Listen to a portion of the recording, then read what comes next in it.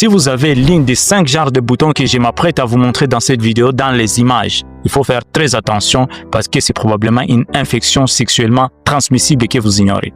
Et le 5e genre que vous allez voir dans les images, c'est très grave. Je vous préviens. Alors, laissez-moi un like, partagez la vidéo, abonnez-vous et surtout faites-moi savoir ce que vous en pensez dans les commentaires. Le premier genre de bouton qu'il ne faut pas surtout ignorer est ce genre de boutons qui se regroupent comme des vésicules sur les organes génitaux. Ces genres de boutons sont souvent causés par les virus herpès simplex de type D et la maladie s'appelle l'herpès génital. Il faut faire très attention. Deuxième genre de bouton, c'est surtout une plaie qui apparaît sur votre organe génitaux et qui n'est pas douloureuse. Surtout si cette plaie est associée avec des taches rouges comme le montre l'image ici, des taches rouges au niveau des paumes des mains et sur les troncs.